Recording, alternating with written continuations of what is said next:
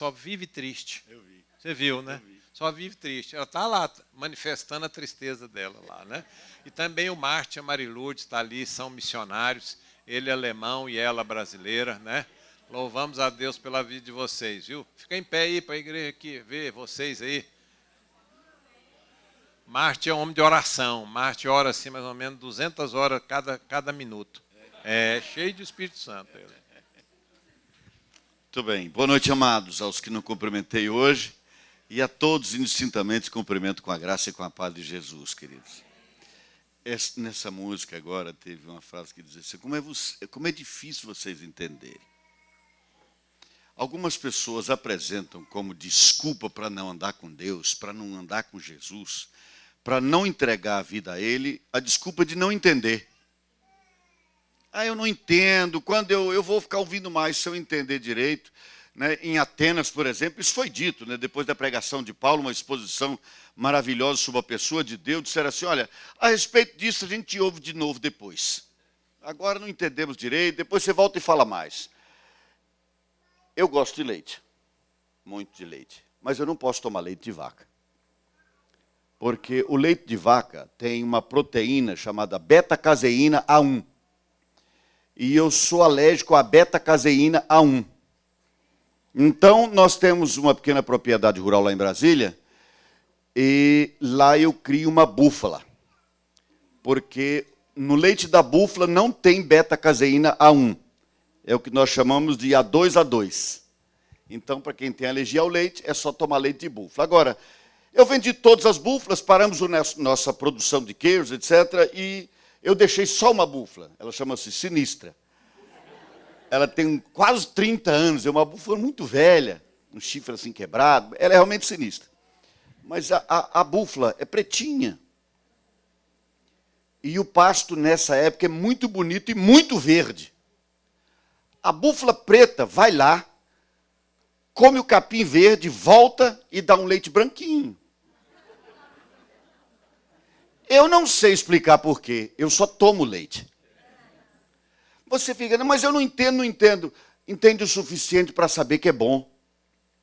Então, para que postergar? Para que deixar para depois? Para que ficar dizendo, não, um dia, quem sabe, uma hora? Como é que você quer postergar uma entrega da vida para Jesus? Você não pode fazer isso. Se Deus te deu a grande bênção e oportunidade de estar aqui, é um privilégio para você, porque Deus quis que você estivesse aqui. É a oportunidade de Deus na tua vida. A Ana e eu tínhamos um amigo chamado Enoque. Isso na nossa adolescência. Somos amigos dos filhos do Enoque até hoje. E um dia o Enoque era baiano. Ele não vive mais, mas ele era baiano. E ele saiu de casa um dia para ir para o sul. Ele tinha 17 anos. Primeira viagem que ele fazia sozinho. E ele disse assim, gente, eu vou aproveitar que estou sozinho e fazer o que der na cabeça. Né? Lá, muito vigiado e tal, 17 anos. Hoje eu vou sair na doida por aí. Quer saber? Eu vou a uma igreja de crente. Hoje eu vou a uma igreja de crente. E foi. Doidão, né? Foi uma igreja de crente. Chegando lá, o tempo estava lotado e só tinha espaço lá em cima da galeria, no finalzinho. Ele foi e se sentou lá, sozinho. Mas ele estava naquela, eu aqui faço o que eu quiser, que ninguém está vendo, ninguém vai saber. O pregador naquele dia estava falando sobre andar com Deus. E o Enoque ficou sentadinho lá. E o pregador falou, e de repente o pregador disse assim, você que pensa que Deus não está vendo, que ninguém vai saber. Ele disse, gente, ele está falando para mim, não é possível. Mas ele tinha o coração duro e disse assim, se for para mim, ele vai me chamar pelo nome. O microfone estava aqui, o pregador deu uma volta lá. Quando voltou, dedo em riste, apontando para cima, disse, e Enoque andou com Deus. Ele disse, sou eu, quero. Nós o conhecemos, já era um senhor de uns 50 anos, ele nos contou essa história. Enoque andou com Deus. Querido, eu não sei o seu nome, Deus sabe, mas ele tem um nome novo para dar para você. Jesus disse que nós vamos receber um nome novo que vai ser escrito numa pedrinha branca. Então não interessa o nome que você tem agora, é para você que Deus está falando. Não pense em ninguém, não pense no outro, é para você. Foi você que Deus trouxe aqui. Amém, querido? Não posterga, não. Não interessa se a vaca é preta, o capim é verde, o leite é branco e é bom. Tome, tá certo? Mas antes de ir adiante, eu vi hoje um testemunho maravilhoso. Dentre tantos. Lá na igreja que eu pastorei, eu sempre digo assim, qualquer pessoa pode falar, pode testemunhar todo domingo, desde que fale em 30 segundos ou menos. Prolixo lá, só quem pode é o pregador, ninguém mais. E hoje eu vi um testemunho de 30 segundos ou menos que foi muito interessante. E eu vou chamar a Priscila para ela vir contar esse testemunho em 30 segundos ou menos aqui à frente. A Priscila está por aí? Chega aqui, Priscila, por favor.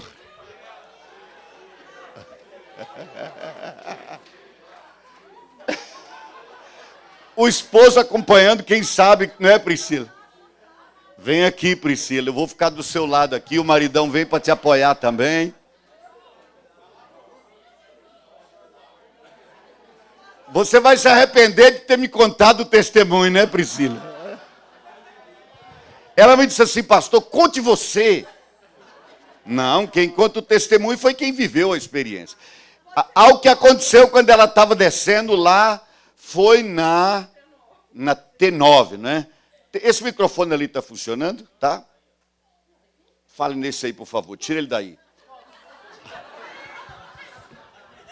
Pastor, o senhor acabou de ouvir. Priscila, vamos bater um papo nós dois aqui. Né? Fique tranquila, querida. Respira fundo. Né? Porque talvez seja essa uma primeira vez que você vai falar, mas você vai dar muitos testemunhos. Eu quero dizer uma coisa. Por que eu resolvi chamar a Priscila? A Priscila é casada, tem 3 filhos. E eu achei a Priscila uma pessoa muito corajosa. Realmente achei. E eu fiquei impressionado com a nossa prosa de hoje, mas especialmente com esse pequeno detalhe. Foi um acontecimento muito simples, mas ela, como você e eu, tinha muitas dúvidas. Sabe, queridos, a gente estuda a vida toda e chega uma hora que a gente chega à conclusão de que, eventualmente, a gente tem mais dúvidas do que convicções. Mas a gente não caminha fundamentado nas dúvidas, a gente se baseia nas convicções. E ela tinha uma dúvida também, uma inquietação, e quando ela ia descendo pela T9, o que aconteceu, querida? Boa noite. 30 segundos. Desde que eu converti, eu vinha aquela coisa, eu sempre ouvi. Os pregadores falando, Jesus veio para te salvar, né? Jesus veio e morreu na cruz para te salvar. E aquilo ficava martelando na minha cabeça. Tá, não fazia muito sentido, não sentia aquela coisa aquilo forte dentro de mim, né? Que Jesus veio para me salvar. E sempre que eu estava em momentos difíceis, isso vinha na minha cabeça. Só que eu sempre desmerecia esse pensamento. E um dia eu estava descendo até 9 ali, perto do Carrefour, quem conhece, quem mora em Goiânia sabe. E veio na minha mente muito forte esse pensamento de novo. Eu falei, eu já estava, não sei o que tinha acontecido, eu estava meio triste, meio nervosa. Aí veio, Jesus morreu na cruz para te salvar, por você. Aí eu sei que Jesus morreu por mim, mas Jesus também morreu por todas as pessoas. Se eu não existisse, Jesus viria e morreria por todas as pessoas. Então, Jesus veio na minha mente, o Espírito Santo veio na minha mente e falou, e se existisse só você nesse mundo, eu também morreria só por você, viria e morreria só por você. Amém. É benção ou não, queridos? Glória a Deus. Dá um abraço. Foi ótimo. Vocês sabem, queridos, pensa nisso. Se só existisse você no mundo, Jesus teria vindo da mesma forma. Não é maravilhoso isso? Foi impactante ter ouvido isso. Porque eu nunca tinha pensado nisso, nunca tinha pensado. Jesus veio por todos e eu sou só parte do todos. Não, queridos, eu sou Alcides Martins Júnior, primeiro e único. Sabe, Jesus teria vindo e morrido se fosse só por mim também. E por você, Deus seja louvado. Meus amados, vamos voltar a Apocalipse capítulo 19. Nós vamos abordar um assunto de difícil digestão hoje à noite. 19, Atos 19. Eu falei Atos, perdão, não é Apocalipse 19. Não. Não, Atos 19. Atos 19. Lá na igreja em Brasília, eu estou pregando de manhã em Romanos e à noite em Apocalipse. Nós estamos falando sobre as cartas que Jesus mandou para as igrejas. Mas aqui nós estamos falando da igreja que nasceu em Éfeso. E de manhã nós estávamos falando sobre a palavra que foi ministrada por Paulo, lembrando do seguinte, queridos. Quando esse texto diz que Paulo ministrou a palavra durante 2 anos, é preciso nos lembrarmos que não tinha o Novo Testamento naquela época.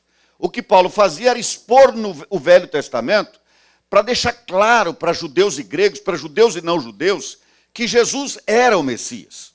Era isso que ele ministrava para eles.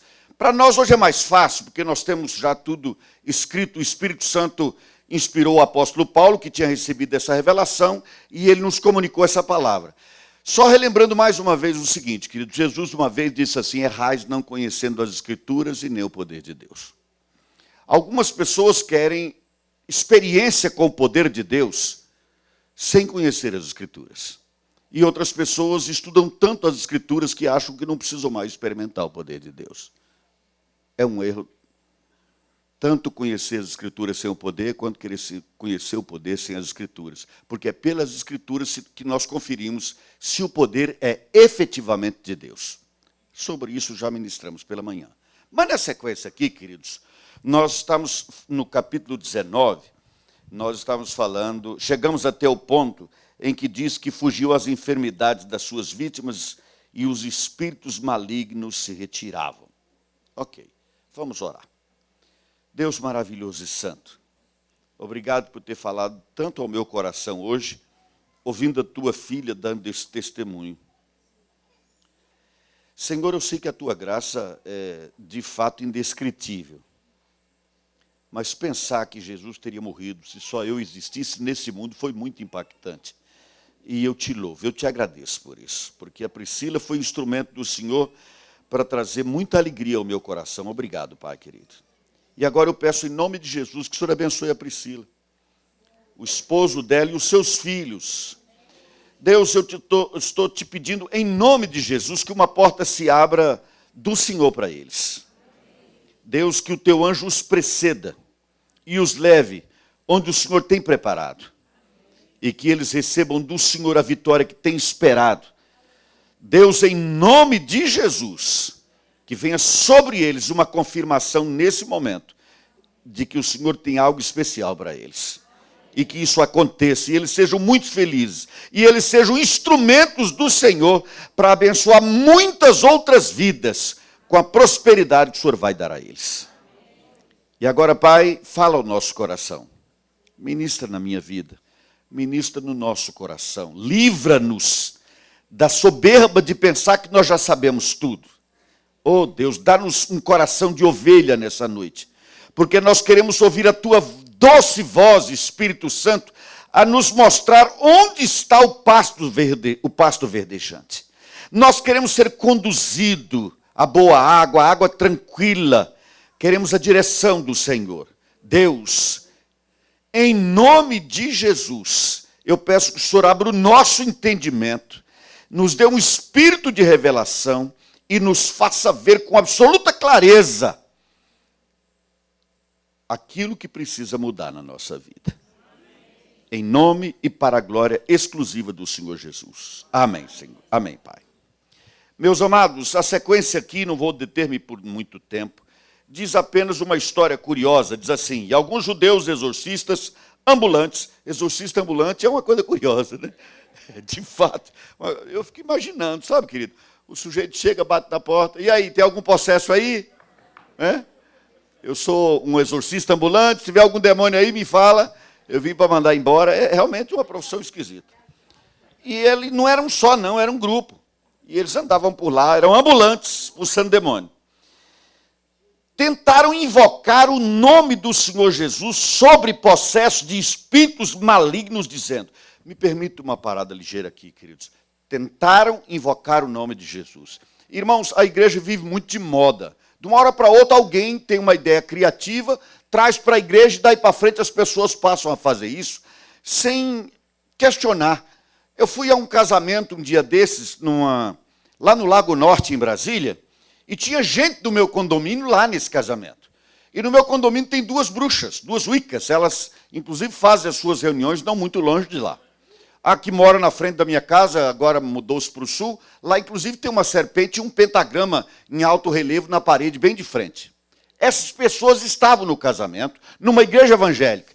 Na hora de abençoar os nubentes que estavam já ajoelhados à frente,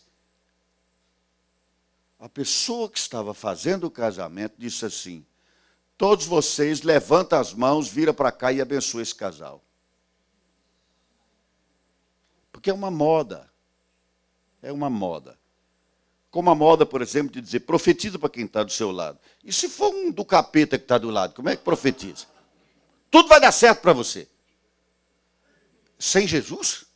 Sem vida com Deus? Eles lá tentaram invocar o nome de Jesus. Querido, não é qualquer um que pode invocar o nome de Jesus. Ninguém chega a Deus a não ser por Jesus.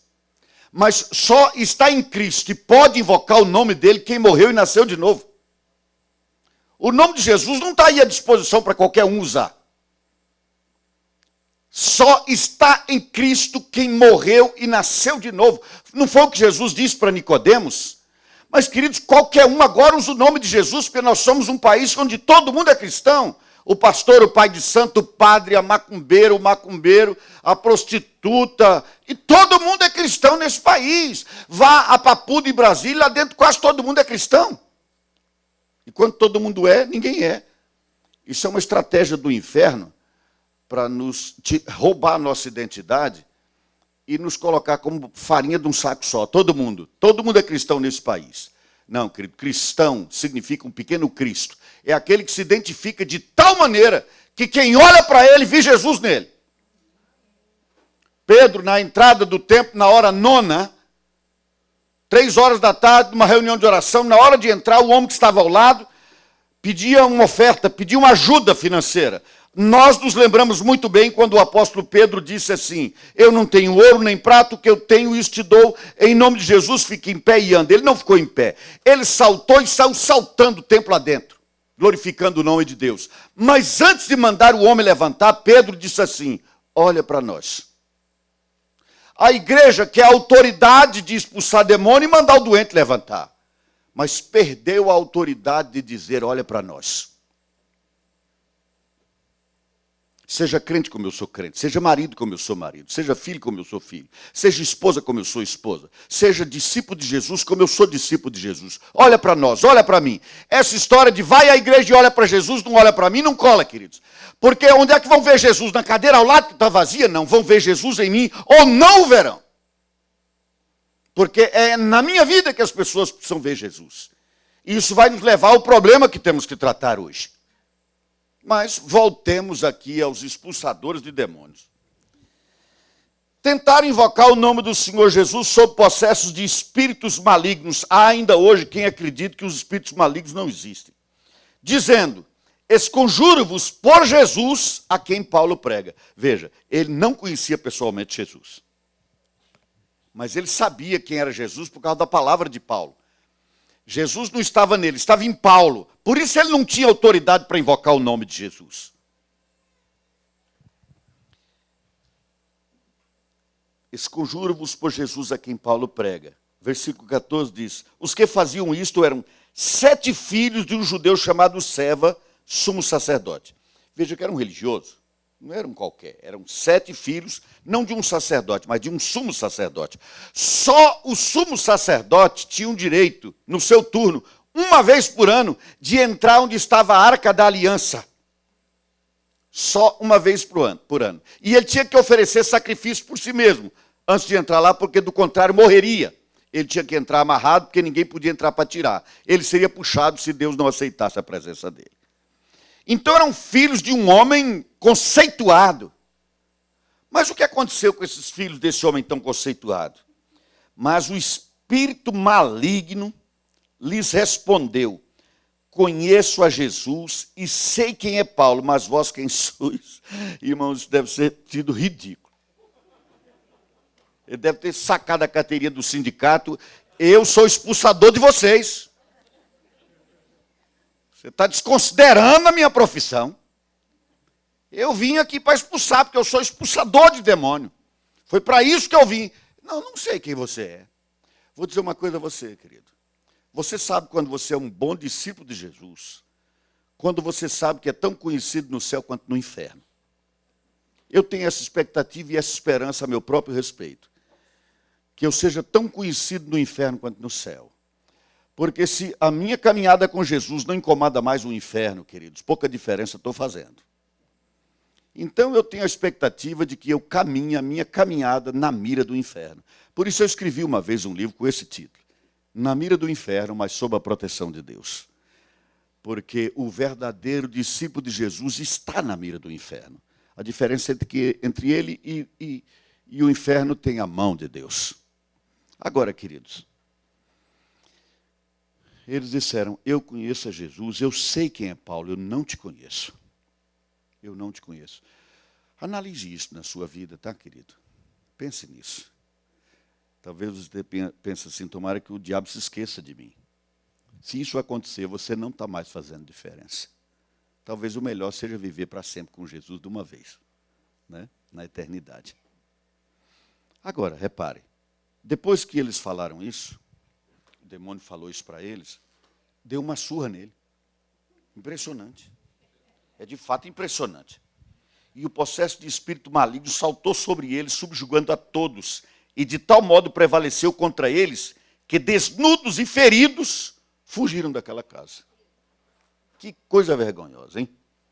Agora, queridos, eu não vou, como eu disse, eu não vou entrar nessa seara nessa noite. Não é o objetivo. Mas me permitam dizer isso, queridos. Às vezes nós caminhamos a nossa vida com Jesus como se o inferno e os seguidores de Satanás fossem apenas fruto da nossa imaginação. Não fossem seres reais. E eles são seres reais. Nós fomos, a Ana e eu, pregar numa igreja há uns 4 anos, e eu lá recebi um recado curioso. Acontece que quando eu tinha, acho que 16 anos, nós começamos uma igreja em Brasília, que nós chamamos, a época, de Quinta Igreja. Isso em Taguatinga Sul, lá em Brasília, lá numa satélite de Brasília. E aconteceu o seguinte: o tema do sermão naquele dia é: Satanás ruge como se fosse leão, mas ele não é leão. O leão da tribo de Judá é Jesus. Então, Satanás faz de conta que tem o mesmo poder que ele, mas não tem. Quando eu estava dizendo isso, tinha uma senhora sentada assim, e ela ficou possessa e avançou em cima de mim, e eu estava segurando assim a minha Bíblia, e ela veio topar comigo, e eu me firmei no púlpito assim, ela topou em mim na Bíblia e caiu de costa. Aí há uma coisa curiosa, querido. Era uma igreja presbiteriana. Isso acontece na igreja batista, na presbiteriana, na congregacional. As igrejas históricas, de um modo geral, né, eu vivi a minha vida, fui disciplinado nessa caminhada. As igrejas históricas, de um modo geral, queridos, são geralmente assim, a liturgia é muito nada, não vou adjetivar. O fato é que quando ela caiu possessa, todo mundo virou pentecostal. Mas começou uma gritaria de oração para tirar esse demônio. Eu disse: gente, calma, para aí. É o que eu estou acabando de dizer. Eu estou dizendo que o poder pertence a Jesus. Nós somos vasos de barro. O poder pertence a Deus. E o inferno não vai fazer minha agenda e me impedir de terminar de pregar. Deixa essa senhora aí, deixa eu continuar. E continuei. E ela ficou deitada lá. Aí, quando terminou, eu convidei o reverendo Pedro Silva e o filho dele, que era um presbítero. Eu disse: agora os 2 irmãos vêm à frente, nós vamos orar por essa senhora. E ela ficou liberta, o demônio saiu dela. E depois o grupo passou na casa dela. Eu era adolescente de 16 anos. Agora, com quase 60 anos, eu fui pregar numa igreja lá em Taguatinga, uma igreja presbiteriana também. E aí uma senhora disse assim: pastor, há uma pessoa que não pôde vir aqui, mas mandou um recado para você. Ela mandou te dizer que ela é aquela pessoa que ficou possessa, tentou te atrapalhar, mas naquele dia ela entregou a vida a Jesus e é serva fiel dele até hoje. Mais de 40 anos, irmãos, mais de 40 anos. Queridos, é do interesse do inferno que os discípulos de Jesus andem como aquela mulher que durante 18 anos, ao invés de encarar as pessoas, ela olhava para os próprios pés, encurvada, 18 anos, olhando para os pés, até que se encontrou com Jesus. No dia que ela se encontrou com ele, a palavra do Senhor diz que ela se endireitou e passou a olhar Jesus nos olhos. Porque além de libertá-la, restaurou a dignidade dela. Não podemos permitir que o inimigo faça com que os discípulos de Jesus andem por aí cabisbaixos, olhando para os pés. O Senhor nos quer fazer andar como Abacuque andava, altaneiramente, olhando para os problemas de cima para baixo. Amém, queridos? E aqui encerro essa parte, porque nós temos um assunto complicado pela frente. Já estou até assustando você, né, querido? Olha só o que acontece aqui, queridos. Houve aquela situação toda e tal, o processo fez aquela situação difícil para eles, né? Surrou o homem, os homens, aliás. Mas aí diz assim, querido, chegou este fato ao conhecimento de todos, assim judeus como gregos habitantes de Éfeso. Veio temor sobre eles, e o nome do Senhor Jesus era engrandecido. O demônio disse assim, eu sei quem é Paulo, mas o nome de Paulo não foi engrandecido. Qual o nome foi engrandecido, queridos? O nome de Jesus. Jesus é a estrela da manhã. Meus amados, um problema da nossa geração é que tem gente demais querendo o brilho da estrela da manhã para si. Mas a única estrela da manhã é Jesus. Meus amados, ou nós estamos todos nivelados por baixo pelo pecado, ou nivelados em cima pela graça de Deus. Não há mérito em ninguém, ninguém é melhor do que ninguém no reino, queridos. Mas nós chegamos a um ponto de uma situação estranha, que chega a ser absurda, em que os homens estão disputando títulos, para mostrar qual título mostra que ele é maior do que os outros. Temos que refletir sobre isso, queridos. Pastor não basta. Não basta ser pastor. Pastor é ofício. Você sabia que a única pessoa que diretamente é chamada na Bíblia e se auto-intitula igualmente pastor foi Jesus? Nem Timóteo, que a gente chama de jovem pastor, não tem um versículo na Bíblia que diz que Timóteo era pastor. Porque ele era presbítero. Os presbíteros eram os pastores, assalariados inclusive. Mas era o ofício deles. Eles eram pastores, anciãos. Pois bem, queridos, esta era a igreja que Jesus estava chamando a atenção para voltar ao primeiro amor. Vocês são poderosos em doutrina, vocês não aceitam esses apóstolos falsos e mentirosos, mas vocês abandonaram o primeiro amor. Porque naquele tempo, quem era grande era Jesus. O único grande, o centro de tudo, o centro de tudo, a identidade de todo mundo.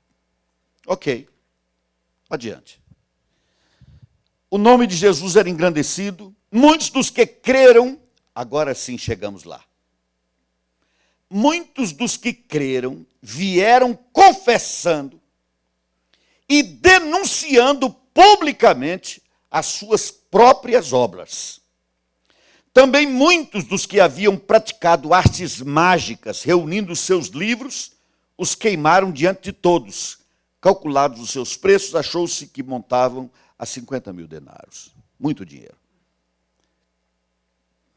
Mas o que me chama a atenção aqui, queridos, é que nessa igreja, as pessoas vinham publicamente dizer assim, o pecado quem cometeu fui eu. Eu cometi esse pecado. Por que isso acontecia, queridos? Por causa de quem era Jesus para eles. Olha aqui para mim. Está vendo? Eu estou vendo a minha mão aqui. Tem um sinal aqui, outro aqui, outro aqui. Quanto mais perto daquela lâmpada eu estiver, mais claramente eu vou ver esse sinal. Quanto mais distante daquela lâmpada eu estiver, menos eu vou enxergar alguma sujeirinha na minha mão. Vocês se lembram de Isaías? No ano da morte do rei Uzias, eu vi o Senhor assentado sobre um alto e sublime trono. Quando ele viu a Deus, se aproximou dele, ele viu a si mesmo. Meu Deus, estou perdido, sou um homem de lábios impuros, sou um homem que habita no meio de um povo de impuros lábios. E eu vi o Senhor. Quando se aproxima de Deus, querido, quem se aproxima da luz vê o que não está certo. Quando Jesus é o centro, quando Jesus é tudo na igreja, é uma igreja que anda em santidade. Mas como as pessoas têm colocado Jesus à parte, A igreja de Jesus hoje é um triste testemunho. Eu fui fazer uma compra um dia desses, já tem tempo, na BV Financeira, quando eu estava ainda construindo minha casa. E eu disse, eu quero financiar essa pequena parte. Aí foram fazer a minha ficha. Quando eu disse que era pastor, ele disse, olha, para pastor a gente não financia. Impressionante, não? Para pastor a gente não financia. Porque hoje, para muitos lugares, queridos, decorou metade do Salmo 23, já vira pastor. É pastor feito a facãozada, a machadada, de todo jeito. Impressionante, impressionante. Realmente impressionante. Mas o que mais me impressiona, queridos, é que dizem que nós somos aqui no Brasil uma multidão. Uma vez um angolano me fez essa pergunta. Ele disse, pastor, é verdade que lá no Brasil vocês são cerca de 20 milhões de crentes? Eu disse, não. O que se fala é que nós somos mais do que o dobro disso. Aí ele me fez uma pergunta que me deixou inquieto. Ele disse, então se vocês são tantos, porque o Brasil ainda é conhecido como o país do futebol e do samba e não o país do evangelho? Verdade. Verdade. Se nós somos 50 milhões, queridos, será que nós não damos conta de incomodar esse país para não deixar que ele continue entrando na lama que está entrando? Percebem isso, queridos? O que está acontecendo? O que está acontecendo? Vamos pensar agora como comunidade, mas hoje eu orei várias vezes dizendo assim, Senhor, eu não quero ser juiz de ninguém. Porque Jesus não quis ser juiz, e nós temos a mania de querer ser juiz das outras pessoas. Quando Jesus citou um texto de Isaías, depois você confira isso na sua Bíblia, você vai perceber isso. Jesus vai citando um texto do livro do profeta Isaías, e ele vai citando o versículo até o momento que fala que ele veio para salvar. Na frase seguinte, ele diz que viria para julgar, mas ele não citou essa parte. Porque ele disse, eu não vim para julgar, eu vim para salvar. Para julgar, ele vem na segunda vinda, não na primeira. Mas nós queremos fazer o papel que ele não quis fazer. Meus amados, é impressionante como nós nos julgamos uns aos outros o tempo todo. Isso sem falar no julgamento que nós fazemos dos que estão lá fora, né? Nós nos sentimos Deus da vida deles. Tem gente que acha que é bedel do inferno, diz quem entra e quem sai, impressionante. Não é? O fato, queridos, é que quando eu trago esse assunto hoje à noite, eu não quero apontar o dedo para você. Eu não quero apontar o dedo para ninguém. A minha oração é que o Espírito Santo traga entendimento a mim e traga entendimento a você, querido, daquilo que eventualmente o Espírito Santo queira corrigir na nossa vida. Porque o que eu vi aqui nessa igreja, queridos, foi uma confissão de pecado. Foi um espírito de arrependimento. Você sabe o que significa a palavra confissão literalmente, doutor? A palavra confissão, é interessante isso, querido. João 9 diz assim, se confessarmos nossos pecados, sabe qual é a palavra? A palavra significa literalmente, ela foi transliterada para a palavra homologar. É homologuel. Se eu homologar o meu pecado, Deus é fiel e justo e vai me perdoar. Então você vai lá e o juiz homologa. Ele diz, batido o martelo. É isso mesmo, é como está no documento. Homologou.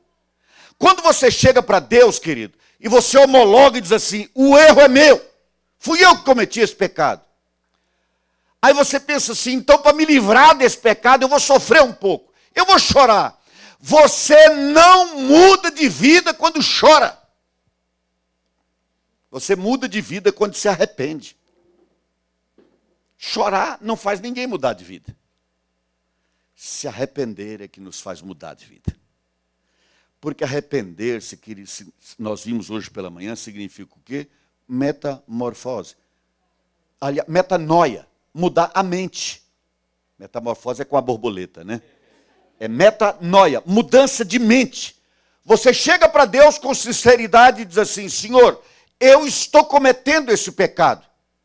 Eu o reconheço, é meu pecado. E eu quero entregar ao Senhor esse pecado. Porque, irmãos, não há outra explicação, no meu entendimento, dentre algumas poucas, para a fraqueza do testemunho da igreja de Jesus na nossa geração, do que a igreja está em pecado. a tal ponto que hoje quase não é aplicada na igreja, em nenhuma delas, quase nenhuma delas, uma graça maravilhosa de Deus, que é a graça da disciplina. Queridos, a Bíblia diz que Deus existe a quem mente? Não. A Bíblia diz que Deus existe ao adúltero? Não. A quem Deus resiste, queridos? Ao soberbo. Então, a gente chega à conclusão de que um pecado horrível é a soberba. Significa que Deus está contra, o diabo está a favor. É terrível. Agora, eu pergunto, quantas pessoas vocês já ouviram falar que foram disciplinadas por soberba? Esse pecado não existe. É o pecado que Deus abomina, mas não existe na igreja, em canto nenhum do mundo. Nessa minha caminhada de cerca de 40 anos como pastor, só conheci uma pessoa disciplinada por soberba, nunca conheci outra. Quando o apóstolo Paulo, escrevendo aos Romanos, no capítulo 1 da carta aos Romanos, ele vai falando sobre o pecado, há um pecado muito atual, que é o pecado da homossexualidade, masculina e feminina. Não é? As mulheres mudaram o seu modo natural das suas relações íntimas. E lembre-se de uma coisa, querido, modo natural. Modo natural significa um pênis e uma vagina, encerro aqui. Tá? Isso é modo natural, fora disso é não natural. Porque a gente só joga pedra para lá, né? Ok. Então, mudaram o seu modo natural. E a gente diz, que coisa horrível. Hoje virou brincadeira isso. Mas, queridos, é impressionante que nós nos esquecemos que o texto não acaba aí. E agora eu vou ler muito rapidamente, só para vocês verem como nós somos enquadrados. Mas preferimos sempre jogar a pedra para lá. Olha só o que diz em Romanos 1, querido. Eu vou ler muito rapidamente. Em Romanos capítulo 1, que há aquele texto que nós conhecemos bem, já e o que eu já mencionei, na sequência dele, o apóstolo Paulo diz assim, e por haverem desprezado o conhecimento de Deus, o próprio Deus os entregou a uma disposição mental reprovável para praticarem coisas inconvenientes. Ele diz, está vendo? Isso é inconveniente. Isso não se faz, que coisa feia, que coisa horrível, de fato é. Mas ele continua e diz assim, cheios de toda homossexualidade? Não. Ele diz assim, cheios de toda injustiça, malícia, avareza, maldade, possuídos de inveja, homicídio, contenda, dolo, malignidade, sendo difamadores, caluniadores, aborrecidos de Deus, insolentes, soberbos, presunçosos, inventores de males, desobedientes aos pais. Já ouviram falar nisso? Insensatos, pérfidos, sem afeição natural, sem misericórdia. Ora, conhecendo eles a sentença de Deus, de que são passíveis de morte, os que tais coisas praticam, não somente as fazem, mas também aprovam os que assim procedem. Mas a gente só para ver a questão sexual. Por que será, queridos? Porque, irmãos, isso é de fato impactante. Repare uma coisa interessante, queridos. O diabo tem que premiar as pessoas que o seguem, do contrário, não seguiriam. E eu tenho a convicção de que o diabo premia os que caminham com ele com 3 prêmios: poder, dinheiro e prazer. Sempre o dinheiro nunca é suficiente, sempre quer mais. Sempre quer mais, quer mais e mais e mais e mais. Todas as pessoas querem prazer e todos querem poder, porque quer sempre ter alguém sobre quem você vai ter controle de alguma forma. Ninguém quer ser mandado por todo mundo sem mandar em ninguém. Dinheiro, prazer, poder. Presta atenção nisso, querido. Depois você lê em casa, confere, leia o livro de Samuel, o primeiro livro. A partir do capítulo 16, começa a história de Davi. Uma história, ao mesmo tempo, interessante e inquietante. Porque ele era um homem nobre, mas que matava mulheres e crianças. Não vou entrar nesse mérito. Aí vai tocando a vida de Davi. Quando Saul morre e ele é ungido rei, você lê agora no livro 2 de Samuel, o segundo livro. Do capítulo 1 até o capítulo 11, só tem vitórias. Vitória, vitória, vitória, vitória, vitória, vitória. A primeira vitória celebrada de Davi foi contra quem? Golias, que tinha cerca de 3 metros de altura. Cerca de 3 metros, era um gigante. Ele matou o homem com uma pedrada na cabeça. A história é conhecida. Davi, praticamente saindo da adolescência, matou um gigante. era um valente. Mas como adulto, foi vencido pela nudez da vizinha no quintal da casa dela, ao lado da dele. Olha que coisa, queridos. Ele foi capaz de matar o gigante, mas não foi capaz de vencer a nudez da vizinha. Acabou matando para ficar com ela. E, queridos, nós vivemos num país erotizado. Muito erotizado. Você não precisa clicar muito para entrar. Eu, quando era garoto, adolescente, eu tinha uma banca de jornal. E era aquela luta, se vai vender aquelas revistas proibidas ou não. Sabe como era a revista proibida? Umas mulheres vestidas de biquíni, de calcinha. Como é que eu sei? Porque eu vi, eu abri o plástico e vi. Agora, queridos, as mulheres quase viram do avesso. É uma situação estranha. Estranhíssima. Mas, queridos, a verdade cristalina é, a maioria das pessoas na igreja acessam pornografia na internet. Uma grande parte da igreja. E na televisão e outros meios. Muitos se dizem discípulos de Jesus, mentem, é impressionante. Eu fui chamado uma vez para falar numa pequena reunião, numa fazenda, e a dona da fazenda chamou o caseiro para participar, ela tinha muito interesse que ele conhecesse o evangelho.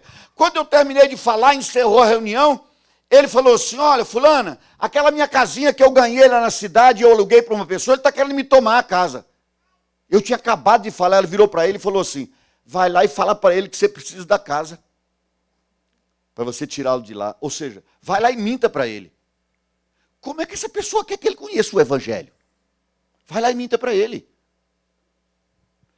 Mas, meus irmãos, nós estamos vivendo num tempo em que o pecado ficou algo tão relativo, que é algo mais ou menos assim. Aliás, uma senhora disse isso a alguém um tempo desse na igreja.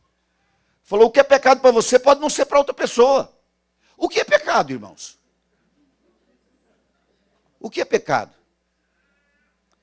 Irmãos, o mundo está relativizado. Nós fomos passar uma rasteira em nós. Você vai ler depois, eu não vou mencionar isso, eu não vou falar sobre isso. Você vai estudar niilismo.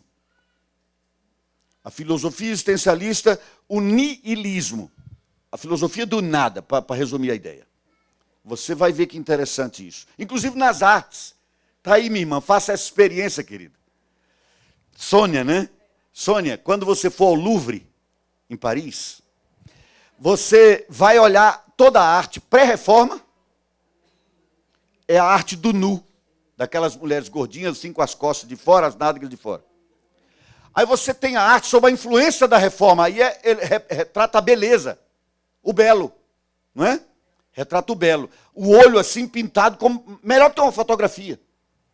E depois você vai para a arte moderna, e você vai encontrar, por exemplo, uma lona de caminhão meio queimada, jogada no chão, com os litros de óleo vazio e vazando em cima da lona. Essa é a obra. É a obra moderna. Porque ela está sob a influência do niilismo. Porque existe qualquer coisa antes que nada, é o que dizia Jean Paul Sartre. Mas eu não vou entrar nesse mérito. Eu só estou dizendo isso para dizer o seguinte, queridos. Com isso, as coisas se relativizaram dentro da igreja. Irmãos, eu falei hoje de manhã que nós temos que aprender a interpretar a palavra de Deus. Mas deixa eu explicar uma coisa muito importante. A Bíblia é um livro que ensina princípios. E todas as vezes que esse princípio é quebrado, isso chama-se pecado. É quando Deus aponta naquela direção e você vai naquela. Não estou falando em legalismo. Não estou falando. Talvez o exemplo mais claro que eu possa dar seja esse mesmo. Houve um tempo que se pensava que se uma mulher vestisse um vestido que não cobrisse o pé para ir à igreja, seria pecado. Depois a saia foi subindo, mostrou o joelho, né? E foi mostrando. Agora, a partir de que ponto virou pecado? 2 dedos acima do joelho? 3, 4. Já pensou, pastor? Os diáconos lá na porta. Irmã, chegue. Não, passou, volta. É uma igreja dessa eu não frequento. Agora repare, queridos.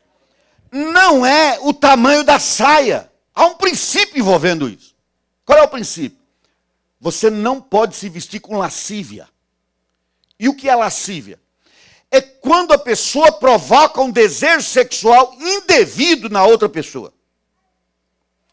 Quando você provoca desejo sexual no cônjuge, isso é de Deus. Quando você se veste para provocar desejo sexual em quem não é cônjuge, isso é do diabo. Isso é pecado. É claro ou não é claro? É o princípio. Deus disse, não matarás. Depois mandou entrar na terra prometida e falou, mata todo mundo. Deus mudou de ideia. Não. Deus tinha dito, não assassine. É diferente. É diferente daquela situação toda. Eu não vou entrar aqui na teologia da guerra, mas a gente deve entender que é diferente. Mas, irmãos, hoje é tudo tão relativo.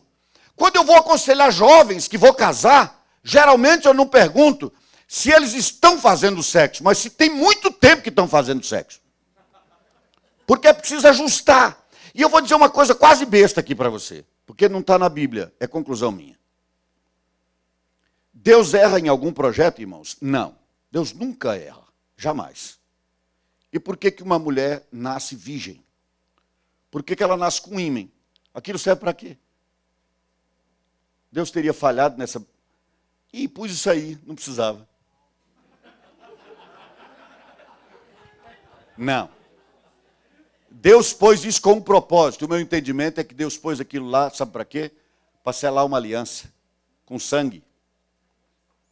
É por isso que se eu me unir a uma prostituta e enfiar o dedo no nariz dela, eu não me torno um com ela. Porque numa relação sexual, sem o preservativo, haverá microsangramento, aliança de sangue. Entende por que não pode adulterar? Porque você não pode ir para lá e trazer a aliança do inferno para dentro da sua casa. Não é uma coisa simples como tive uma relação sexual. Mas por que as pessoas hoje acham quase natural que os jovens façam assim? Ao invés de namorar e se conhecer, eles transem. Um rapaz chegou para minha filha, que hoje é casada, vai ter filho agora, quando ela namorava lá atrás, um rapaz de uma igreja, ele chamou para transar. Ela disse, não, comigo não. Ele disse, mas as meninas da igreja praticamente todas fazem isso. Então, não comigo. Mas só que ele estava certo. Muitas fazem isso, querido. Irmão, será que não há mais pecado? Deus não se importa mais com o pecado, virou um velho frouxo que não incomoda mais com nada. Né? Será que Deus não incomoda com nada mais? Não disciplina mais? Eu quero lembrar uma coisa, queridos. Deus matou no Novo Testamento. Deus fez isso no Novo Testamento, pelo menos em duas situações. Quando um casal mentiu e morreu. E sabe quando muita gente morreu? Em Corinto.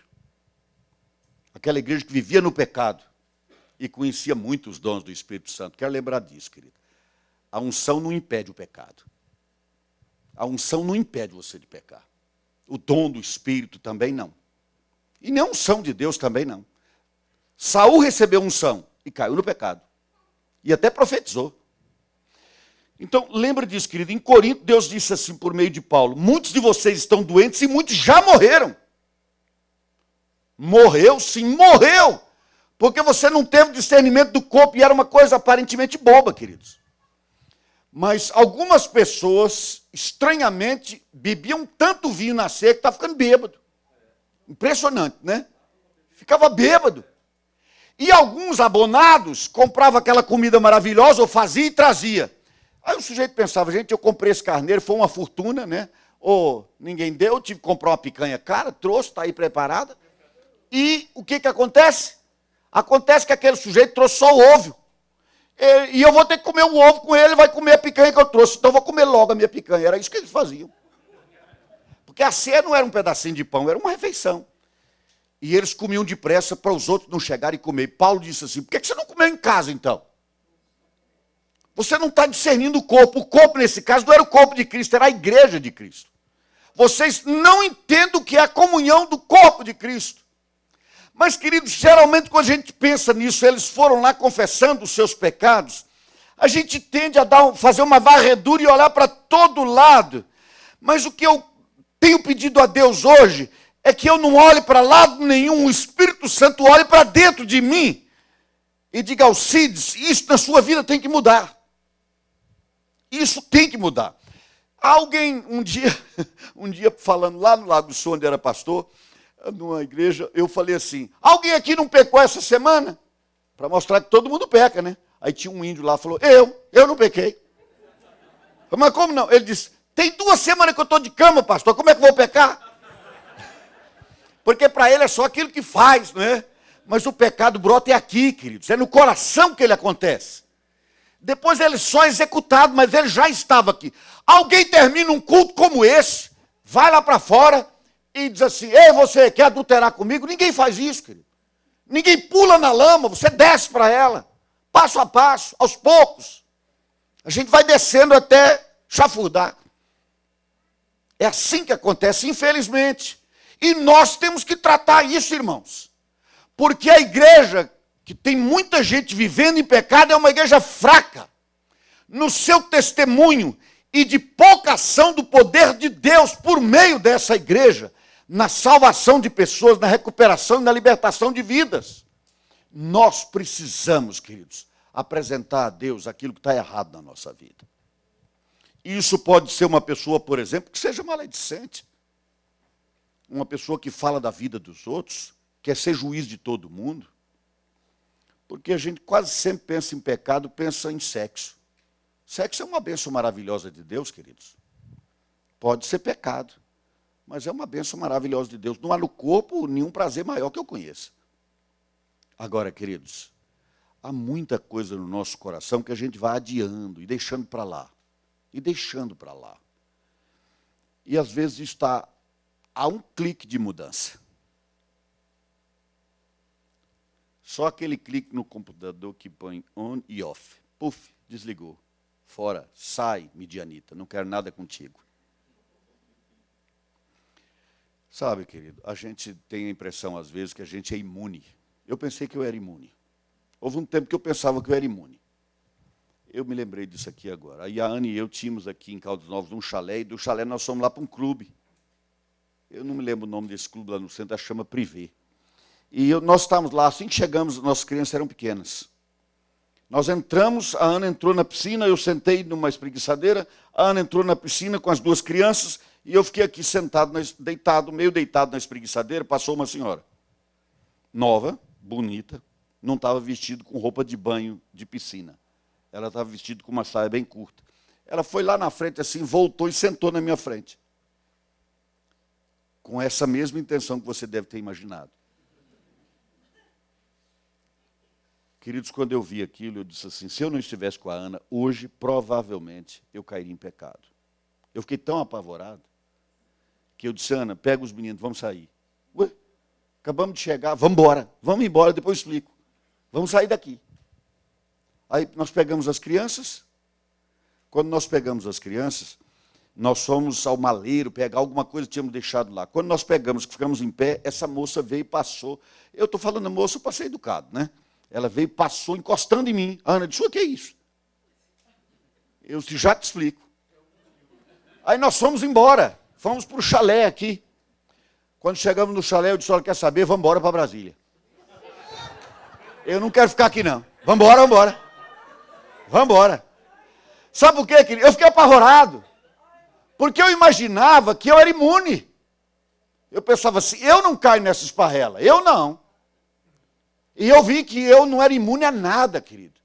Nós não somos imunes a palavras indevidas, às ações indevidas, às nossas omissões de amor, a nossa crueldade quando fazemos com as pessoas por meio das palavras, as ofensas, as maledicências. Isso vai ficando na nossa vida. Queridos, eu não estou dizendo que Deus espera que a gente nunca mais erre. O problema, queridos, é quando nós vencemos, mas não permanecemos inabaláveis. Como diz o apóstolo Paulo quando escreve aos Efésios, no capítulo 6, ele diz, depois de teres vencido tudo, permanecer inabalável. O problema é permanecer inabalável. E o pecado tem uma coisa curiosa, queridos. O pecado, ele estraga a vontade da gente. E destrói a vontade. Porque o pecado é algo que você odeia e ama ao mesmo tempo. Você odeia porque aquilo agride você que conhece Jesus. Mas você quer. E não desiste. E volta a ele. E depois volta de novo. Então você ama e odeia o pecado. E ele tira o brilho da vida, queridos. Ele tira a alegria de viver. Faz muita coisa ruim. Eu vou discorrer ligeiramente sobre Davi depois, mas eu quero já trazer uma reflexão antes que o diabo comece a levar vantagem na nossa mente. o problema do pecado pode e deve ser resolvido. Algumas coisas precisam acontecer. Algumas coisas efetivamente precisam acontecer.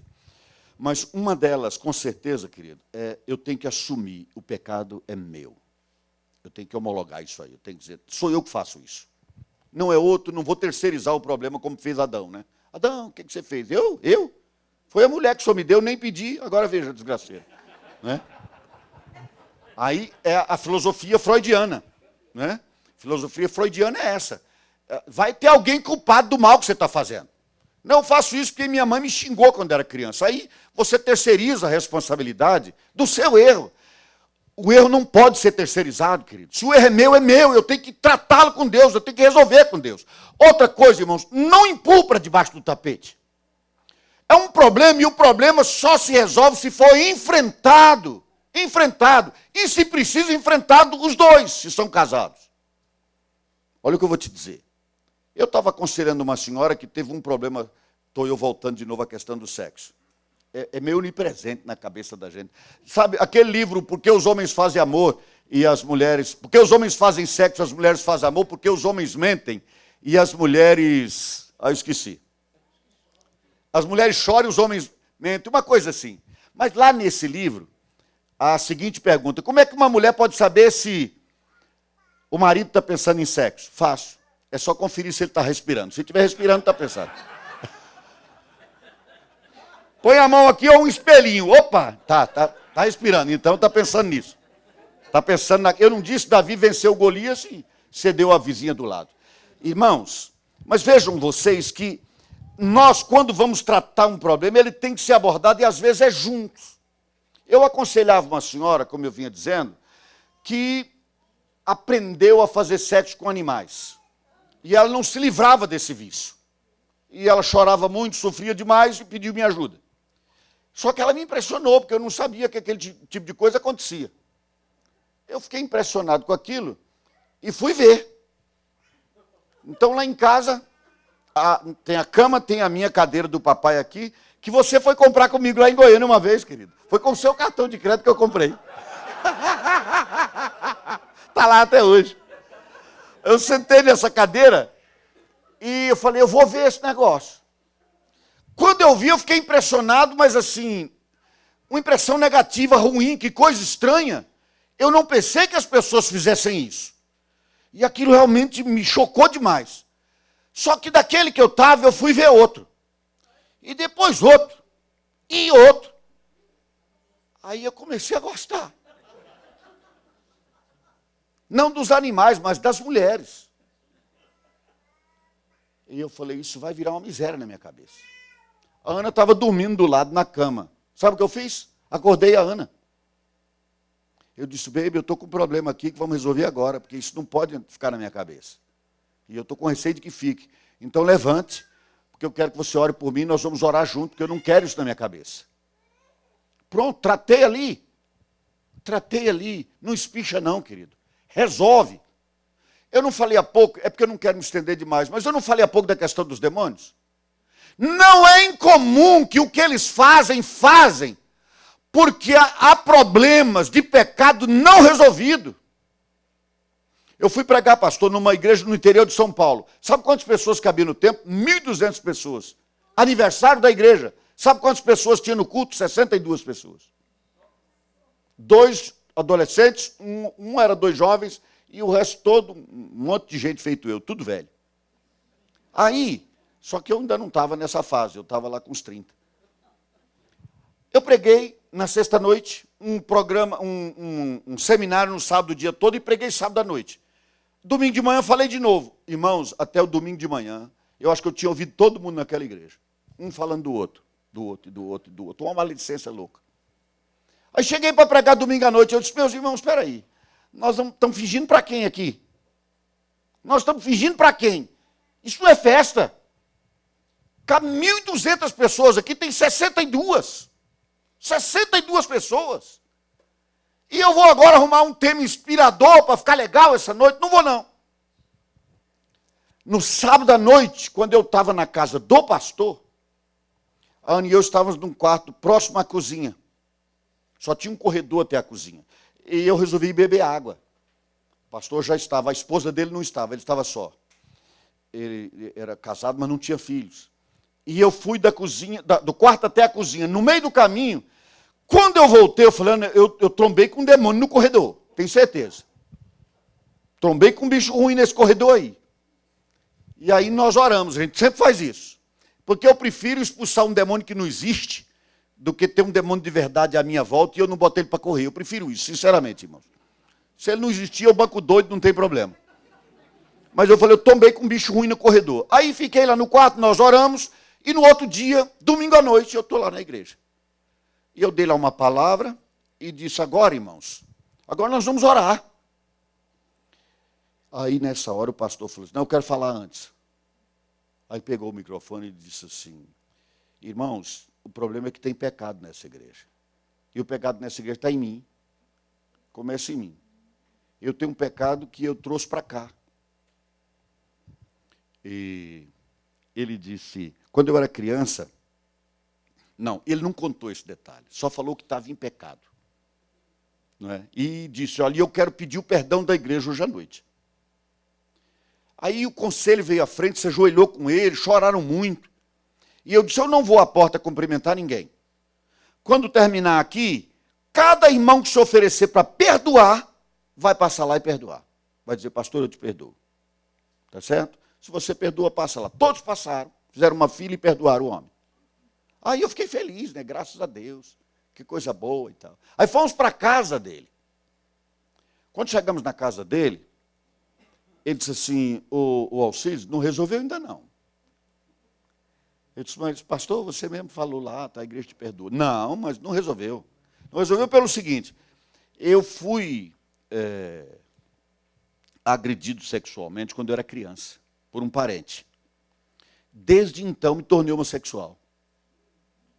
Até hoje. A minha esposa também foi agredida. E ela também gosta de se relacionar com mulheres até hoje. Ela é médica. Ele disse, é o seguinte, hoje eu preciso me livrar disso. Hoje foi até madrugada dentro. Isso entrou madrugada dentro. Aí você diz assim, o que está errado? O que está acontecendo errado? Deixa o Espírito Santo olhar para dentro de você. Se ele disser está tudo certo, você diga aleluia. Mas se ele disser tem uma coisa errada aí, não posterga não, querido. Resolva isso. Resolva, põe no altar. Resolva. É um problema em casa. Uma esposa que não sabe o seu lugar. Um marido que não é homem para assumir também com hombridade o seu papel. Não importa.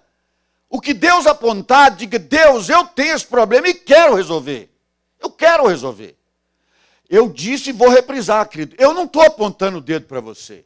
Eu estou pedindo ao Espírito Santo que nos perscrute a todos.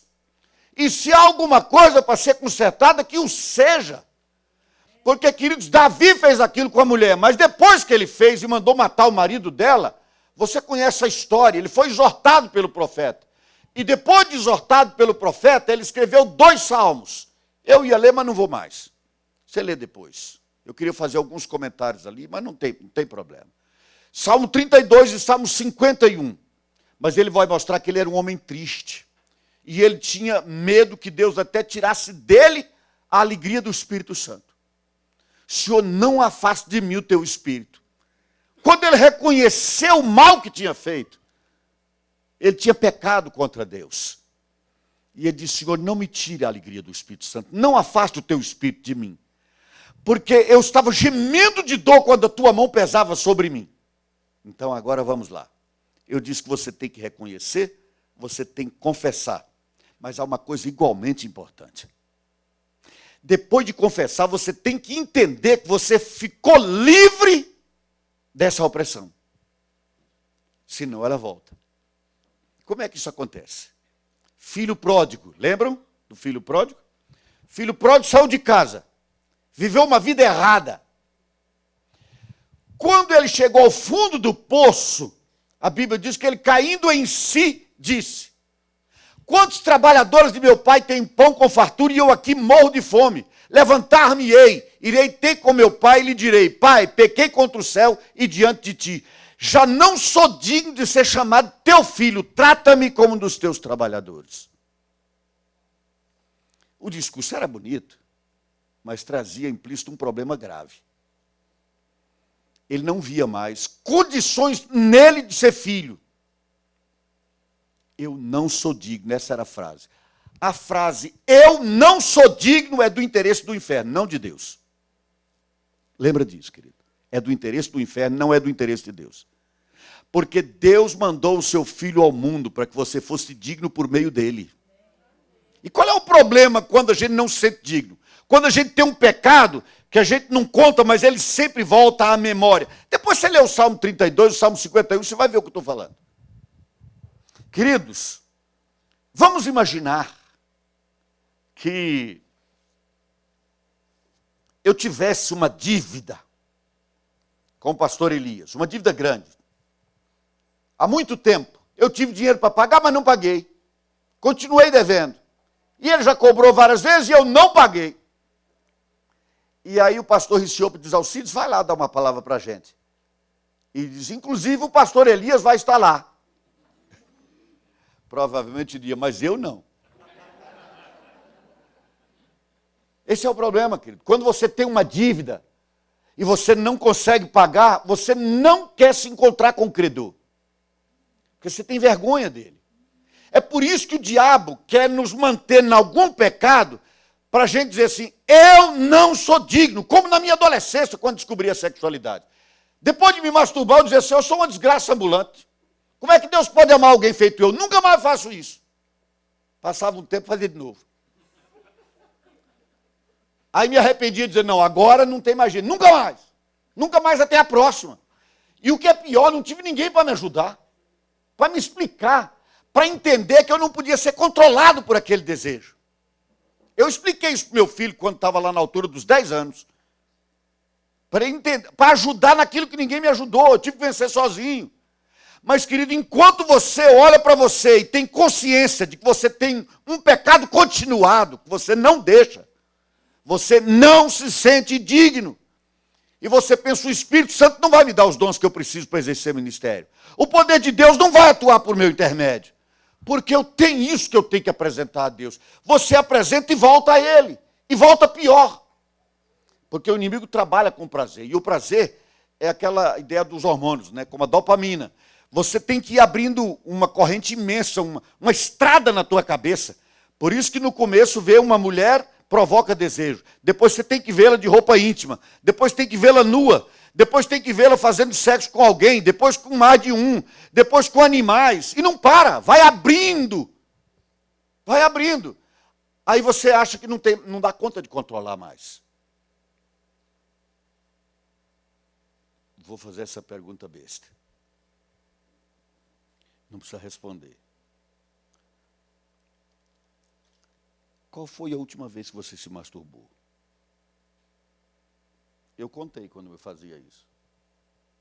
Quantas pessoas casadas fazem isso? Vivem essa realidade desse sexo solitário e infrutífero.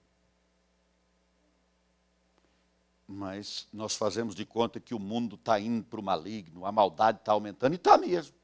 Jesus disse que a iniquidade seria multiplicada de tal forma que o amor se esfriaria de quase todos. Mas, irmãos, do ímpio nós esperamos a impiedade. Mas do discípulo de Jesus nós esperamos santidade.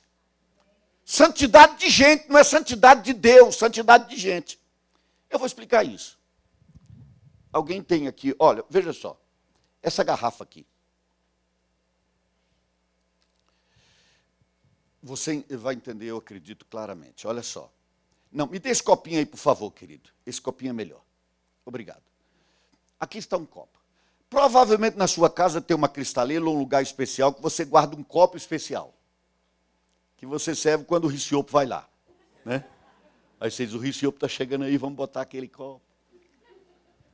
Esse copo especial, se você dissesse que era um copo especial separado, e você fosse grego, você diria que ele é um copo hagios. Um copo separado.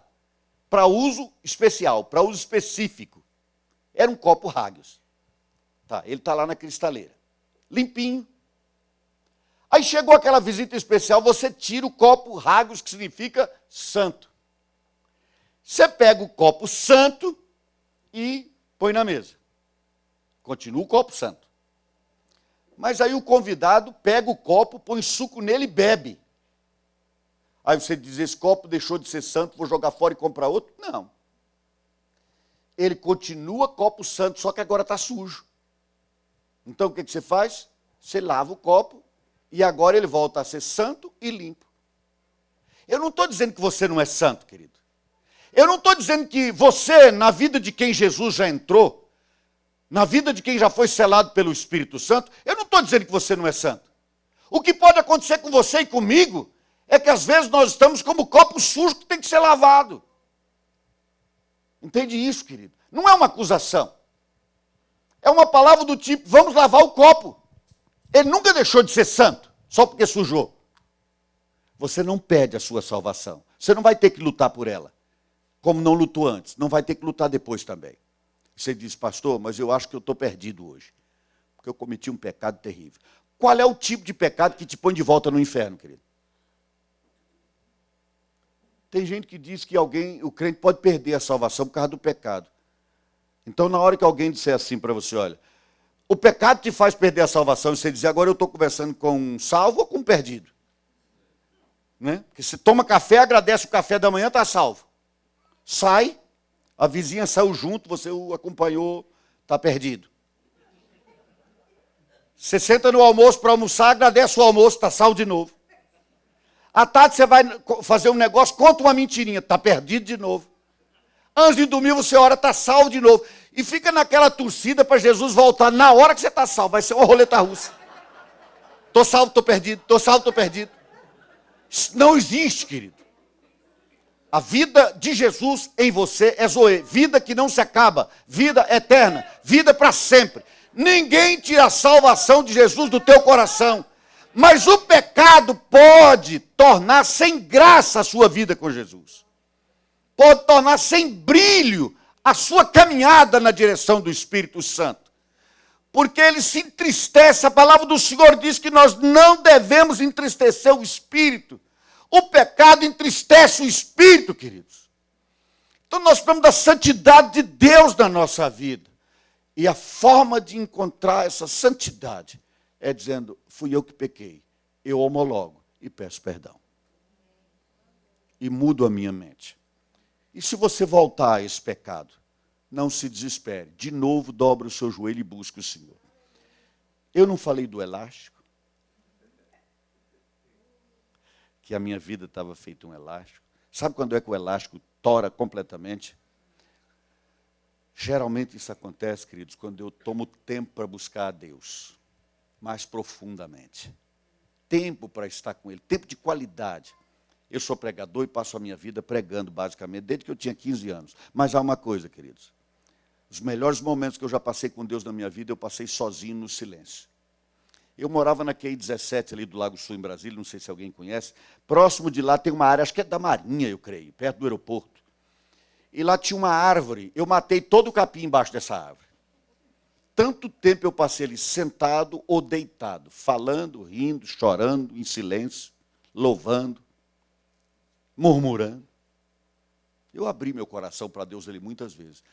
Quanto mais você procurar a Deus, menos o elástico terá efeito na sua vida. Busque, busque.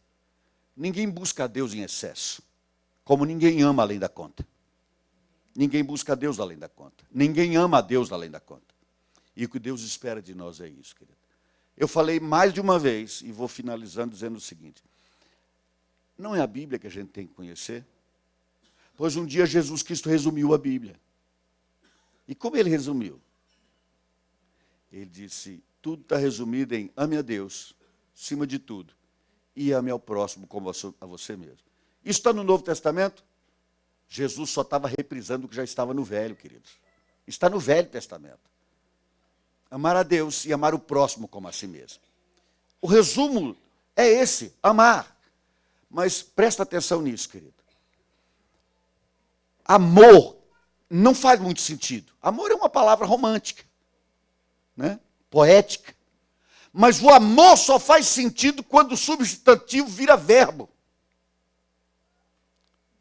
Você fala o amor de Deus, não disse muita coisa, mas quando fala assim, Deus amou, verbo, ao mundo de tal maneira que deu o filho. Agora eu entendi o amor. Amor, querido, faz sentido como verbo, Que amor não é o que você fala, é o que você é o que você vive, é quem você é diante de Deus. Não basta dizer para Deus que o ama e manter uma vida de pecado. É melhor não dizer nada e buscar a santidade. Imagine que eu dissesse à minha esposa, como de fato digo, todo dia que eu a amo. Mas depois de dizer isso, fosse para o prostíbulo. Ela dizia, nunca mais diga, mas nunca mais vai naquele lugar. Porque amor é o que você faz. É quem você é, não é o que você fala. Nós amamos declarar amor por Deus, especialmente quando cantamos. Mas aí o Espírito Santo vem e perscruta o coração da gente e diz, e isso? E esse negócio fraudulento que você faz? E esse negócio de dar nó nas pessoas para ganhar dinheiro? E vai por aí afora. E vai por aí afora. Não quero ser juiz de ninguém, como eu já disse e reprisei.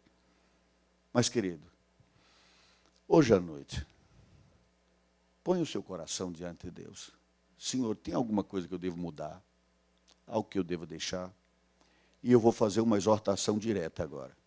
Se você está sendo infiel, saiba que, pelo menos a única que eu me lembro, a única vez que Deus associou o nome dele ao ódio, foi na traição. Joel 2. Ele disse assim, eu fui testemunha da aliança entre ti e a mulher da tua mocidade, com quem fostes infiel. E Deus diz assim, que odeia o repúdio. Deus é amor, queridos, mas Ele odeia o repúdio. A infidelidade. A gente pensa que aquele é o livro do dízimo. Malaquias, obrigado. Não é o livro do dízimo. Malaquias não é o livro da fidelidade. Fidelidade. Você está sendo infiel, querido? Você pensa que ninguém sabe disso? Deus sabe. Lembra do Enoque? Deus sabe. Deus está vendo. Você pensa que não está, mas está. E tem uma coisa, querido. Você vai acertar isso. Mas acerta hoje. Não deixe chegar lá para acertar, não. Acerta hoje. Deus está dando-nos a chance de acertar hoje. Amém, queridos? Amém. Vamos orar? Vamos pôr a vida no altar? Vamos pedir isso, né, Luiz? Se houver uma soberba em nós, queridos. Sabe, irmãos, eu tenho medo de algum dia ser soberbo? Não, eu tenho a certeza de que eu sou soberbo todo dia. Então, todo dia eu tenho que pedir misericórdia a Deus para não ser soberbo de novo. Soberbo é como mau hálito. Quem tem não sente, só o outro que está perto. Você já notou que ninguém gosta de conviver com soberbo? E eu vou dizer uma coisa que eu disse à minha esposa. Eu disse, Ana, tem um irmão aqui que eu conversei, não me lembro o nome dele. Mas como eu admirei esse irmão e como eu gostaria de me parecer com ele. Eu disse, eu queria me parecer com esse irmão, queria demais. Ele está bem ali. Motorista que era de caminhão, de ônibus, não é isso? Como é o seu nome de novo, querido? Adeus. Honestamente, eu queria ser como o irmão Adeus. Queria mesmo. Para a glória de Jesus. Porque, irmãos, eu não tenho estupim curto, eu não tenho estupim nenhum. A bomba já explode de uma vez, puf! Aí depois eu tenho que voltar. Oh, meu Deus, de novo não, me perdoe. A soberba não é um risco que a gente tem, é uma certeza. A gente é soberbo, querido. Você acha que não? Pense aqui. Você se ajoelha e diz, Deus, eu sou um pecador miserável, estou fazendo tudo errado, eu não valho nada, eu não presto. Sem Jesus eu sou um Zé Ninguém. Aí quando você se levanta, o outro diz assim, fulano, você não vale nada. O quê? Você me conhece? Sabe quem eu sou, por acaso? Quem você acha que é para dizer que eu não presto? A gente cresce na hora. Na hora. A gente diz para Deus que não é ninguém. Para a pessoa a gente virou Deus. A soberba está aí, querido. Põe isso no altar. Vamos pedir um coração de Adeus. Davi disse assim, o Senhor é o meu pastor. Queridos, Deus só é pastor de quem tem coração de ovelha. Não é pastor de qualquer um, não. Tem que ter coração de ovelha. A ovelha aceita quando o pastor diz, o pasto é ali, ela vai. Não questiona, não. Deus só é pastor de quem tem coração de ovelha. Vamos pedir a Deus coração de ovelha, queridos? Vamos pedir a Deus para limpar o copo. Né? Para limpar o copo santo, para ele ficar santo e limpo. Vamos orar.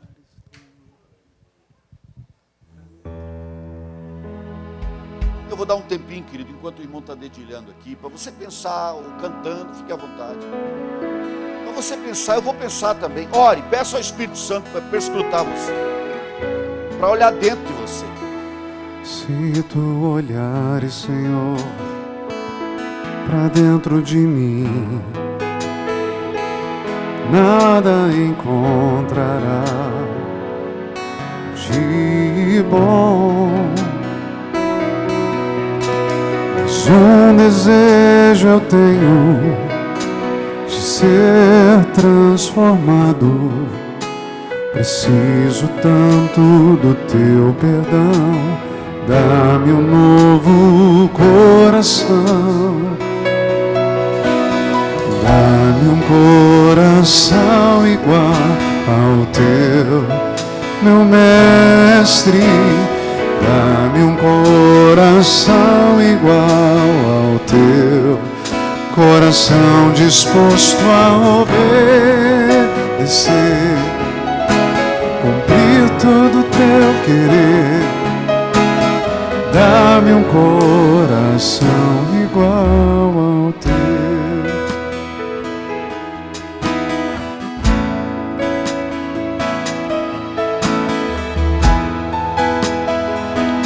Se tu olhares, Senhor, pra dentro de mim,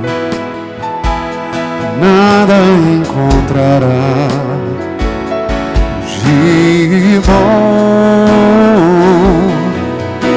Mas um desejo eu tenho de ser transformado. Preciso tanto do teu perdão. Dá-me um novo coração.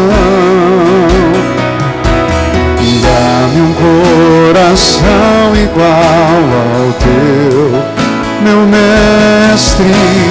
Dá-me um coração igual ao teu, coração disposto a obedecer, cumprir todo o teu querer. Dá-me um coração igual ao teu. Amém, Jesus. Oh Deus maravilhoso e santo, Pai de infinita bondade, misericórdia e graça, nós sabemos que o Senhor nos recebe como dignos por causa do sacrifício do teu Filho na cruz. Mas hoje nós estamos aqui diante do altar da tua graça, Deus, pedindo que o Senhor venha e nos convença daquilo que está errado na nossa vida. E renova a tua aliança no coração de cada um de nós nesta noite, meu Senhor. Santifica os nossos lábios, santifica as intenções do nosso coração.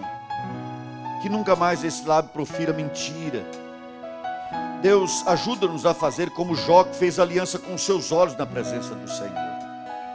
Nós queremos que os nossos olhos sejam santificados, os nossos lábios, os nossos ouvidos, todos os nossos sentidos. Deus, santifica o nosso coração. Oh Deus, nós vivemos num país erotizado. Eu penso agora, Pai, nos jovens. Quão difícil, Senhor, para os teus filhos, nesta geração, manter a santidade sexual. Mas eu clamo que o Senhor seja generoso e dê um espírito de santidade à juventude evangélica brasileira. Deus, dá-nos a bênção de que os nossos jovens se casem em santidade e constituam famílias abençoadas e felizes. E aqueles que não caminharam nessa trilha, Deus, e por algum motivo ainda se sente culpado, mostra a essa pessoa que uma vez arrependido, esse pecado não existe mais. Deus, em nome de Jesus, não permita que o inimigo mantenha o seu dedo acusador voltado para ninguém que está aqui nessa noite. Por isso, Senhor, aquele mal que estiver em mim, dá-me consciência dele e graça de que eu possa abandoná-lo, para que eu viva para o louvor da tua glória. Faz esta obra hoje, Senhor, na minha vida, na vida dos meus irmãos e irmãs. Porque, Deus, nós estamos num tempo difícil e parece ser um tempo final. Queremos ter um testemunho forte. Queremos ser um paradigma para esta geração. Nós queremos que esses ímpios olhem para nós e vejam nas nossas palavras, nos nossos afazeres, no nosso trabalho, nos nossos relacionamentos, tudo em nós, que possam ver Jesus. Queremos nos parecer cada dia mais com o Senhor Jesus. Faz esta obra hoje, Senhor, em nome de Jesus. E agora, queridos, Você ainda com a cabeça baixada, eu vou fazer um pedido. Se você cometeu um pecado contra a pessoa que está perto de você, faça o compromisso de pedir perdão para essa pessoa hoje. Algumas pessoas pensam que o marido só é opressivo quando surra a esposa. No começo do meu casamento, segundo ano de casado, um dia a Ana disse que queria dinheiro para comprar um batom e eu disse: você já tem 3, quer outro? E ela disse assim: você nunca me perguntou quando foi comprar vara de pesca se podia ou não. Eu disse: baby, eu estou te oprimindo. Ela disse: tá, você está me oprimindo. Acontece que às vezes a gente é opressivo, queridos, não com ações, mas com o jeito de ser, com palavras, com a falta de amor, com a falta de carinho, de compreensão, de parar para ouvir, de tratar o outro como importante. Se você tem cometido esse pecado em relação ao seu cônjuge, ao seu filho, seu pai, sua mãe, e essa agressividade está trazendo tristeza no relacionamento, põe isso diante de Deus hoje para que isso não aconteça de novo. Que Deus não encontre nenhum marido opressivo aqui nessa noite, querido. E aquele que for, que seja só até hoje, nunca mais. Para a glória de Jesus, nunca mais. Ame o seu cônjuge, respeite, trate com amor, trate com toda deferência. Você, marido, ame o seu cônjuge como Cristo amou a igreja, dando a vida por ela. Dando a vida por ela. Você, esposa, tem dificuldade de caminhar submissa, como a palavra do Senhor ensina. Peça a Deus direção nesse sentido. Você está oferecendo resistência porque está sendo oprimida. Chame o Espírito Santo para fazer um renovo de aliança na sua casa. Mas que os lares hoje voltem para casa com harmonia, com amizade, com amor. Que Deus restaure a vida conjugal. Está sendo ruim a intimidade, que Deus hoje traga muita alegria na sua vida íntima. Amém? Oh Deus maravilhoso, eu estou te suplicando agora em nome de Jesus. Traz aos filhos a convicção do perdão que eles precisam pedir aos pais. E ensina-os a respeitarem os seus pais. E traz aos pais, Senhor, a compreensão de não serem opressivos. E de que um cônjuge não seja opressivo em relação ao outro. Se alguma filha tua aqui, Senhor, falou mal do seu esposo, foi maledicente em relação a ele, perdoa essa pessoa e dá a graça de nunca mais fazer.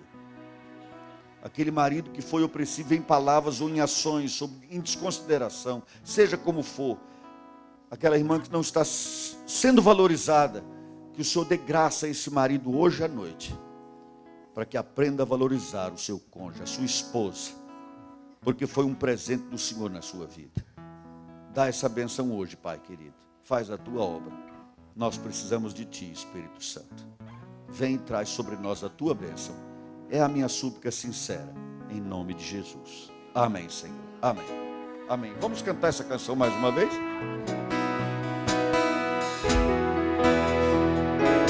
Se tu olhares, Senhor, para dentro de mim, nada encontrará de bom. Mas um desejo eu tenho de ser transformado. Preciso tanto do teu perdão. Dá-me um novo coração. Dá-me um coração igual ao teu, meu mestre. Dá-me um coração igual ao teu, coração disposto a obedecer, cumprir todo o teu querer. Dá-me um coração igual ao teu. Ensina-me a amar. Ensina-me a amar o meu irmão, a olhar com teus olhos, perdoar com teu perdão. Enche-me com teu Espírito, endireita os meus caminhos. Ó Deus, dá-me um novo coração. Enche-nos, Senhor, enche-me com teu Espírito, endireita os meus caminhos. Ó Deus, dá-me um novo coração, dá-me um coração igual ao teu, meu mestre. Dá-me um coração igual ao teu, um coração disposto a obedecer, cumprir todo o teu querer. Dá-me um coração igual ao teu. Eu creio que você cantou esta canção com sinceridade. Sinceramente, dá-me um coração disposto a obedecer. Ó Pai, em nome de Jesus, te agradecemos por esta noite. E agora queremos abençoar, ó Pai, a vida de cada um dos nossos irmãos aqui. Os jovens, os adolescentes que vão ter um outro momento de culto, chamado de culto da fogueira, Pai. Ó Pai, em nome de Jesus, abençoa mesmo nossa juventude. Perdoa, Pai, nossos pecados. Nós somos falhos mesmo. Ó Senhor, ajuda-nos a ter disciplina e coragem para dizer para o Senhor esta palavra: eu errei. Ajuda-nos, ó Pai. Nós queremos ser corajosos, valentes, como cantamos aqui hoje, para dizer: Senhor, eu errei, me perdoa. Abençoa cada um de nós nesta noite, dá-nos uma boa noite de sono, de descanso, de refrigério, e que o Senhor nos dê sonhos nesta noite. Que sejamos, ó Pai, abençoados pelo Senhor mais e mais. Queremos agradecer ao Senhor pela vida da nossa irmã Sandra, que já saiu do hospital, machucou o dedo e pouco o joelho, mas ela já retornou aqui ao convívio conosco. Te louvamos, ó Pai, pelo teu cuidado. Em nome de Jesus, amém.